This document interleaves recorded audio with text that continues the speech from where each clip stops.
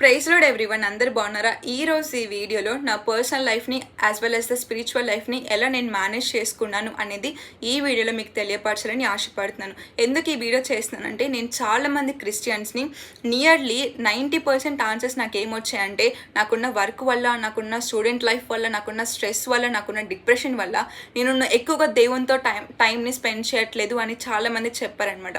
So వాళ్ళందరి కోసము ఈ వీడియో. 2-3 years బ్యాక్ నేను కూడా మీలానే నా స్క్రీన్ 15 to 16 hours ఉండేదన్నమాట. అలాంటి నామకార్థ జీవితం అంటే స్క్రీన్ టైం ఉండే నామకార్థ జీవితం అంటే yes, why I'm using that social media to waste my time. ఎక్కువగా నేను టైం వేస్ట్ చేస్తూ ఉండేదాన్ని. ఎక్కువగా నేను ఆన్లైన్ ప్లాట్ఫామ్స్లో అసంతృప్తి, అల్పకాల సంతోషం కోసమే ఎక్కువ టైం వేస్ట్ చేసి నిత్యమైన సంతోషాన్ని నేను దూరపరుచుకున్నాను కాబట్టి, నిత్యమైన రాజ్యాన్ని నేను దూరపరుచుకున్నాను కాబట్టి నాకు తెలియకుండా నాలో రీగ్రెట్ ఫీలింగ్ అనేది వచ్చిందనమాట.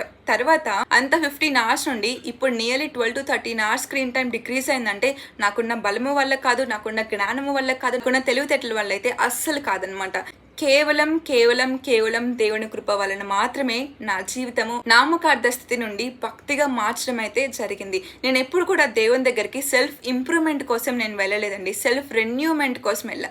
ఎప్పుడు కూడా దేవా, నాకు స్మోకింగ్ హ్యాబిట్ ఉంది ప్రభా, ఆల్కహాల్ హ్యాబిట్ ఉంది ప్రభా, లేకపోతే పాపపు ఆలోచనలు, సిన్ఫుల్ థాట్స్ వస్తున్నాయి ప్రభా, దీన్ని మార్చు ప్రభా, దాన్ని మార్చు ప్రభా అని ఎప్పుడు కూడా మనము సెల్ఫ్ ఇంప్రూవ్మెంట్ కోసం మనం దేవుని దగ్గరికి వెళ్ళకూడదు. కానీ ప్రభా, నా జీవితాన్ని నీ చేతిలో పెట్టాను ప్రభా, నువ్వు ఎలా చెప్తే అలా వినేవారిగా, అట్లా భక్తి జీవితాన్ని జీవించే వారిలాగా నేను కూడా ఉండాలని చెప్పి నా జీవితాన్ని నీకు అంకితం చేస్తున్నాను ప్రభా, నువ్వే మార్చు ప్రభా అని చెప్పి ఆయన దగ్గరికి మనం ఎప్పుడు కూడా సెల్ఫ్ రెన్యూమెంట్ కోసం మనం ఎప్పుడు వెళ్ళాలి మిత్రమా. మనం ఎవరం పర్ఫెక్ట్ కాదు కదా, ఓన్లీ జీసస్ క్రైస్ట్ మాత్రమే పర్ఫెక్ట్ అన్ని విషయాల్లో. కానీ మనలో ఏదో ఒక నెగిటివ్ ఉంటుంది, ఏదో ఒక ఇంబ్యాలెన్స్ ఉంటుంది. సో నేను అట్లా ఆ నామకార్థ స్థితి నుండి నిత్యము దేవుణ్ణి ఆరాధిస్తూ ఒక పక్క చదువుల్ని బ్యాలెన్స్ చేసుకుంటూ, ఇంకొక పక్క స్పిరిచువల్ లైఫ్ని బ్యాలెన్స్ చేసుకుంటూ, అండ్ ఇంకొక పక్క దేవుడు నాకు ఇచ్చిన భారాన్ని బ్యాలెన్స్ చేసుకుంటూ ఉన్నాను.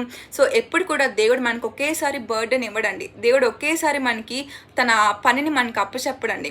మనం చిన్న పనిలో నమ్మకంగా ఉంటే ఆయన మనల్ని హెచ్చిస్తూ హెచ్చిస్తూ హెచ్చిస్తూ గొప్ప స్థాయిలోకి తీసుకువెళ్తాడు. నేను ఎలా నా నామకార్థ జీవితాన్ని విడిచిపెట్టేశాను అంటే, నేను నిత్యము నిత్యము నిత్యము దేవుని వాక్యాన్ని పఠిస్తూ ప్రార్థన చేసుకుంటూ ఉండేదాన్ని.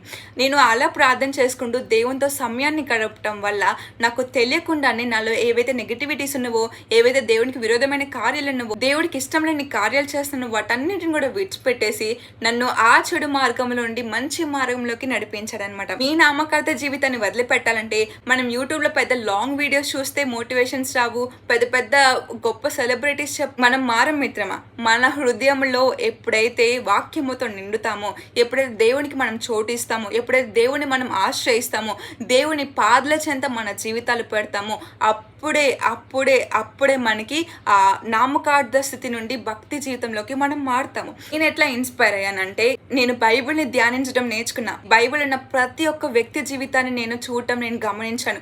మొదట మనము ఆదికాండం నుండి రెవల్యూషన్ ప్రకటన గ్రంథం వరకు ఎంతో మంది గొప్ప భక్తులు మనం చూసాం కదా.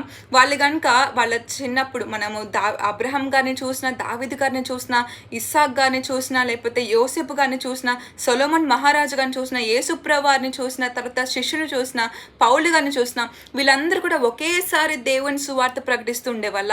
వీళ్ళు కూడా ఒకప్పుడు పనులు చేసుకుంటూ ఇంకొక పక్క దేవుణ్ణి ఆరాధించేవాళ్ళు. వాళ్ళ చుట్టుపక్కల ఉన్న వాళ్ళంతా వ్యభిచారులు, వాళ్ళ చుట్టుపక్కల ఉన్న వాళ్ళంతా అన్యులు, వాళ్ళ చుట్టుపక్కల ఉన్న వాళ్ళంతా పేరుకి క్రైస్తవులే కానీ దేవుని మార్గాన్ని, దేవుని చిత్తాన్ని విడిచిపెట్టిన వారు. అలాంటి వారి మధ్యలో వాళ్ళు ఉన్నప్పటికీ కూడా వాళ్ళ భక్తి జీవితం, వాళ్ళు నా దేవుడు నన్ను చూస్తున్నాడు అనే ఒక ఆలోచన వాళ్ళు తలంచారు. కాబట్టి ఈనాడు మనం వాళ్ళని ఇన్స్పిరేషన్గా మన బైబిల్ గ్రంథంలో వాళ్ళని మనం చూస్తాం. మనం కూడా ఆలోచించాలి మిత్రమా. మనం చిన్నప్పటి నుండి ఎన్నిసార్లు మనం ఇస్సాక్ గారి చరిత్ర, లేకపోతే అబ్రహాం గారి చరిత్ర, దావీదు గారి చరిత్ర, సొలొమోన్ మహారాజ్ గారి చరిత్ర, యేసయ్య చరిత్ర, ఒక శిష్యుల చరిత్ర, పౌలు గారి చరిత్ర, ఇవన్నీ చిన్నప్పటి నుండి మనం వింటూనే ఉన్నాం. కానీ మనం విని జస్ట్ ఇలా వదిలేస్తున్నామే, కానీ విని మన హృదయంలోనికి మనం వెళ్ళనివ్వట్లేదు.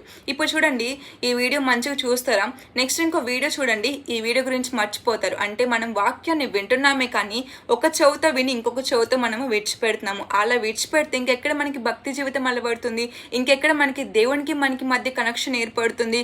మనము ఇంతకు ముందు అంటే ఓల్డ్ టెస్ట్మెంట్ లో ప్రవక్తలు, యాజకులు ఉండేవాళ్ళు. ఎందుకంటే దేవునికి ప్రజలకి మధ్య కనెక్షన్ గా వీళ్ళు ఉండేవాళ్ళు. సో వీళ్ళు ఏదైనా చెప్పాలనుకుంటే ప్రవక్తలకు చెప్పేవాళ్ళు, ప్రవక్తలు డైరెక్ట్ గా దేవునితో మాట్లాడేవాళ్ళు. కానీ ఈనాడు ఎటువంటి బౌండరీ మనకి లేదు మిత్రం. He's omni present.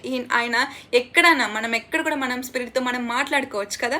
ఇప్పటికి కూడా నాకు ఏదైనా డౌట్ వచ్చినా, నాకు ఏదన్నా ఇది మేకప్ వేసుకోవాలా, డ్రెస్సింగ్ సెన్స్ ఎలా ఉండాలి, నా జీవితం ఎలా ఉండాలి, ఎలా చదవాలనేది నేను ఎప్పుడు కూడా ఎవరిని అడగలేదు. ఏ మోటివేషనల్ వీడియోస్ కూడా నేను చూడను. కేవలం నా మోకాళ్ళు వేసి నేను ప్రార్థన చేస్తా. ఆయన నాకు ఏదో ఒక పూర్వకంగా నాకు తెలియపరుస్తూనే ఉంటాడు అనమాట. సో మీకు అర్థమైంది కదా, నేను ఎక్కడ నామకార్థ స్థితి నుండి భక్తి జీవితానికి వచ్చినట్టు మొదటిగా వాక్యాన్ని నేను ధ్యానించడం స్టార్ట్ చేశా. ఎప్పుడైతే నేను వాక్యాన్ని ధ్యానిస్తున్నానో దాంట్లో ఉన్న మనుషులు ఎవరైతే భక్తి పరులు ఉంటారో వారి జీవితం నాకు ఎంతగానో ఆశ్చర్యం అనిపించింది. వాళ్ళు కూడా మనలాగా జీవించిన వాళ్ళే కదా, కానీ వాళ్ళు ప్రత్యేకంగా దేవునికి మొదటి స్థాయి ఇస్తూ, వాళ్ళు ప్రత్యేకంగా దేవునికి మొదటి ప్రయారిటీ ఇచ్చారు కాబట్టి, వాళ్ళని వాళ్ళు తగ్గించుకున్నారు కాబట్టి దేవుడు వాళ్ళని హెచ్చించాడు అని నాకు పాయింట్ అర్థమైంది. తర్వాత మార్టిన్ లూథర్ గారి కోట్ నాకు చాలా చాలా ఇన్స్పిరేషన్ అనిపించింది. ఏమన్నారంటే, నాకు ఈరోజు చాలా పని ఉంది, కానీ నేను నా మొదటి 3 గంటలు నేను దేవునితో ప్రార్థనతోనే నేను గడుపుతాను, నా ప్రార్థనతోనే నేను ఎండ్ చేస్తాను నా డే అని చెప్పి. సో అప్పుడు నేను డిసైడ్ అయిపోయాను. లేవటంతోనే వాక్యాన్ని చదివి ప్రార్థన చేసుకొని తర్వాత కాలేజ్కి వెళ్ళి క్లాస్లోకి ఎంటర్ అయ్యేటప్పుడు కూడా, ప్రభా ఈరోజు అంతా మరి క్లాసెస్లో కాన్సన్ట్రేషన్, క్లాసెస్లో మంచిగా ఒక గుడ్ స్టూడెంట్గా నన్ను ఉండేలా చూడు ప్రభా. వాళ్ళు ఏదైనా క్వశ్చన్స్ వేసినా కానీ ఆన్సర్ చెప్పే విధంగా నన్ను మలుచు ప్రభా, అలా తయారు చేయ ప్రభా అని ప్రార్థన చేసుకుని ఎంటర్ అయ్యేదాన్ని. తర్వాత ఈవినింగ్ వచ్చి తర్వాత కొంచెం ఫ్రెష్ అప్ అయ్యి దేవుని కొంచెం వర్షిప్ చేసుకొని మళ్ళీ నేను నా స్టడీస్ కంప్లీట్ చేసుకొని ప్రేయర్ చేసుకొని ఆ బైబిల్ చదివి ఆ డే ఎండ్ చేసేదాన్ని అనమాట. ఇట్లా నా డేని అయితే ముగించేదాన్ని. మరి ఇన్స్టా వీడియోస్ ఐడియాస్ ఎలా వస్తాయంటే, దేవుడు నాకు ఏదో ఒకటి ప్రేరేపిస్తూ ఉంటాడు. దాన్ని నేను వీడియో మలచడానికి ఎంతో క్షణం పడ్డది, కానీ ఆ వీడియో ఎడిటింగ్కి 4 to 5 hours పట్టిద్ది అనమాట, దాన్ని ఎడిట్ చేసి మళ్ళీ అప్లోడ్ చేయడానికి. సో ఇక్కడ ఈవినింగ్ వస్తానా, ఈవినింగ్ రాగానే మా రూమ్మేట్ ఉంటుందా, మా రూమ్మేట్ ముందు నేను వీడియో రికార్డ్ చేయలేను అనమాట. వీడియో నాకు కొంచెం ఇన్కన్వీనియన్స్గా నేను ఫీల్ అవుతాను. సో మా రూమ్మేట్ అలా స్నాక్స్కి వెళ్ళగానే ఎమ్మటినే నేను ఎటువంటి మేకప్స్ కానీ డ్రెస్సింగ్ అలా జస్ట్ చున్నీ అలా వేసుకుని ఉన్న డ్రెస్తోనే I just keep preaching the word of God. అలా నేను అన్ని వీడియోస్ కూడా అలానే చేస్తాను. ఈవెన్ ఇప్పుడు చేసిన వీడియో కూడా మా రూమ్మేట్ లేదు, కొంచెం పని మీద బయటకు వెళ్ళింది, వచ్చేస్తే ½ an hourలో ఆ వీడియో రికార్డ్ చేసేస్తాను. సో టైం లేదు, నాకు అది లేదు ప్రార్థన చేసుకోవడానికి అని చెప్పకండి దయచేసి. మీరు ఎట్లయితే టైం లేదు అని చెప్తారో, మీరు ఎప్పుడైతే దేవుడిని ప్రేయర్ రిక్వెస్ట్ అడిగినప్పుడు, నాకు టైం లేదు, నా బిడ్డలో ప్రేయర్ రిక్వెస్ట్ అడుగుతున్నారు, వాళ్ళ ప్రేయర్ రిక్వెస్ట్ అని నేను మొత్తం ఆన్సర్స్ ఇచ్చిన తర్వాతే నేను మీ ప్రేయర్ రిక్వెస్ట్ ఎప్పుడో కుదిరితేనే లేకపోతే వదిలేస్తా అంటే ఎలా ఉంటుంది మనకి అలానే. సో ఇవన్నీ వదిలేసి నామకార్థ స్థితి నుండి భక్తి జీవితంలోకి రావాలంటే మనకున్న శక్తి, మనకున్న బలము, మనకున్న జ్ఞానంతో అయితే ఇంపాసిబుల్. కానీ మనము మన జీవితాన్ని ఆయన పాదల చెంత పెట్టి, ప్రభా నీ చిత్తాన్ని నెరవేర్చు ప్రభా అని ఎప్పుడైతే మనం ఆయన గోజాడి ప్రార్థన చేస్తామో, ఆయన వాక్యాన్ని మనం పఠిస్తామో, అప్పటి నుండి మీకు డ్రాస్టిక్ చేంజ్ రావాలంటే రాదండి, కొంచెం టైం పడుతుంది, కానీ గొప్ప మార్పుని దేవుడు నీ జీవితంలో కలుగు చేస్తాడు. సో ఇక్కడ నుండి మొబైల్ నీకేం తిండి పెట్టదు, మొబైల్ నీకేం ఇవ్వదు, జస్ట్ అది కొంచెము నాలెడ్జ్ కోసం మనం యూజ్ చేయాలి, కానీ దాంతోనే టైం స్పెండ్ చేసి మన జీవితాన్ని నాశనం చేసుకోకూడదు మిత్రమా. సో గాడ్కి ప్రయారిటీ ఇవ్వడం స్టార్ట్ చేయండి. మీ నామకార్థ జీవితాన్ని విడిచిపెట్టండి. ఎలా విడిచిపెడతారు? నీ జీవితాన్ని దేవునికి అంకితం చేయాలి నువ్వు. సో ఎర్లీ మార్నింగ్ లేవగానే దేవునికి ప్రయారిటీ ఇవ్వండి. డే స్టార్టింగ్ అప్పుడు ప్రేయర్ చేసుకోండి, డే ఎండింగ్ అప్పుడు ప్రేయర్ చేసుకోండి, మధ్యస్థులు చెల్లిస్తూ ఉండండి, ప్రేయర్స్ చేస్తూ ఉండండి, వర్షిప్ చేస్తూ ఉండండి. మీరు ఏదైనా పని చేసుకుంటే జస్ట్ అలా మనసులో పాటలు పాడుకుంటూ ఉండండి, దేవుడి పాటలు పాడుకుంటూ ఉండండి. దావీదు గారు ఆయన గొర్రెలు కాస్తున్న ఒక పక్క ఆయన 7 మార్లు దేవుడిని కీర్తిస్తూ ఉండేవాడంట. దానియేలు గారు ఆయన 3 మారు ప్రార్థన చేసుకుంటూ ఉండేవాడు, ఒక పక్క వర్క్ చేసుకునేవాడు, ఒక పక్క ప్రార్థన చేసుకుంటూ ఉండేవాడు. మనకున్న టైంలో మనం దేవునికి కేటాయిస్తూ మనం దేవుడిని ఆయన ప్రేమను కనుక మనం రుచి చూస్తే అది ఎంతో మధురమైనది. మీరే విడిచిపెట్టరు. సో వాక్యాన్ని పఠిస్తూ ప్రార్థన చేసుకుంటూ ఉండండి, మీకు తెలియకుండానే ఎన్నో మార్పులు వస్తాయి. అండ్ దేవుడు మీ జీవితంలో గొప్ప కార్యాలు చేయను గాక. Praise the lord.